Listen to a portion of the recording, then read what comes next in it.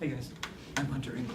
Together with my partner Ariane and Milion, we decided to do something pretty amazing with our civic engagement project. For our project, we went out into the community and talked about the most relevant political issues within certain organizations, such as the Boys and Girls Club and the Naples Zoo. So right behind me is the video about our adventure, and let's just jump into it. As the Involvement Initiative, we created podcasts to spread awareness on political issues in an entertaining way.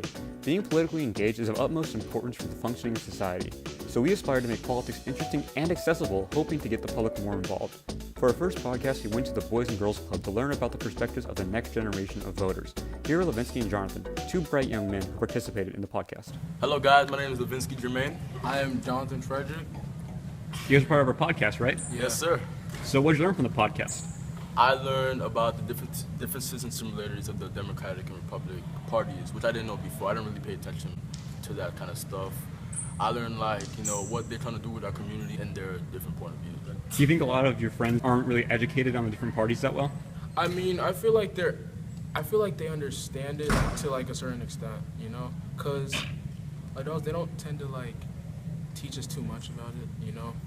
They don't want us to get into too much politics because it is Controversial? Yeah. In my opinion, if you go into it blind, you don't know what you're putting yourself into. If you say, like, for example, if you say anything about a certain governor or something like that, people will attack you, but you won't know why, or what's the good about him, what's the negative about him. You need to learn. You got to prepare for the battle before you fight. Do you think that the kids at Parkland can make that change at a young age? Do you think that they're showing that it's possible? Or are you still doubtful? I'm not doubtful. I'm just saying some people doubt themselves because of their age and their how grown-ups say, oh, he's too young, she's too young, she doesn't know what she's talking about. But people, if you're talking about the Parkland people, they've been through hell and back, and I support them through everything they're doing right now. I feel like they have been changed, you know, like Florida raised the gun. The age you can carry. Yeah, to 21, right? I feel like they have made a big change actually. So yeah, some people tend to be scared to talk because of their age, you know, but you know, you can make change in society. It doesn't really matter how old you are. All the students at the club were able to express their views in an incredibly intellectual manner. It showed me the potential of young people within the political system. So many incredible students were willing to share their thoughts on the current state of society. Through our conversations, I began to feel that they could truly make a difference for us. Now here's the conversation with our CEP partner about the potential for teens within politics. So this is Danielle, our Civic Engagement Project partner. Miss Danielle, why do you think it is important for the kids at the club to be more aware of and involved in politics? I think it's definitely important for teens in general to be involved in politics. It affects them, and growing up, they're going to inherit the generations to come and, you know, messes that we create and successes that we create. So for me, it's important for them to be aware of what's going on and what's happening around them, what's currently affecting their friends, their families, themselves, and what their vision for the future might be. And do you believe that the younger generation, regardless of what age they are, have the capacity to alter the landscape of politics? Absolutely, I do. I'm a big believer in grassroots organizing, and I think that teens are definitely capable of doing that, even though they can't actually vote. They could volunteer with campaigns, they could get the word out, they could inform friends and family about the issues that are going on and the candidates that are competing against each other in whatever election. And I think that they have really great ideas, and they have really good knowledge of things that need to or should happen.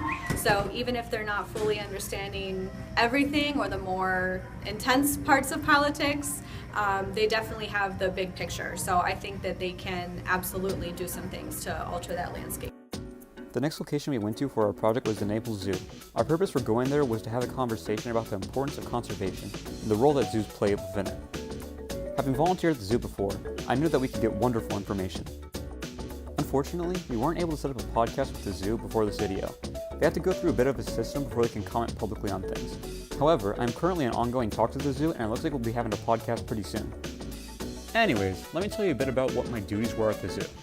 While there, my task was to help the boats of the primate expedition dock and go out. I would also have to recite safety rules for the public before they got on board. The usual stuff, watch your step getting on so you don't hurt yourself and drown. Make sure you file onto the boat evenly so the boat doesn't sink, that'd be embarrassing. And don't bring food on board because monkeys are thieves. It was a very enjoyable and therapeutic experience. The weather was perfect, the animals were amazing, and the zoo employees were as kind and welcoming as ever. The zoo was like a mini paradise. But what I appreciated most about my experience there was the great people I was surrounded by. I ended up learning a lot from them. One of those people was Captain Chuck. He embodied the idea of closing the loop. He would often stay longer at his shift to give people a few extra rides on the boat. He said that that was the point of his job, to bring service to others, and by extension, help the animals. I found that to be amazing.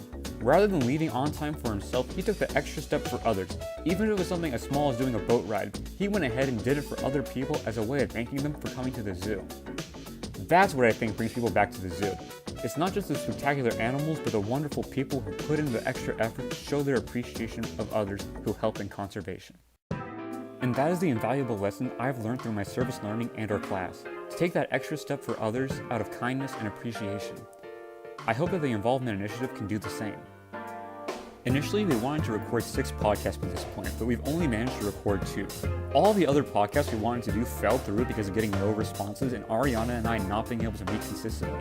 The largest failure in our project, however, was the inability to edit recordings in a timely manner, making this very video the only thing we actually produced. So yeah, our project was filled with failures, many of them being our own faults. But with faults and failures comes personal growth and knowledge.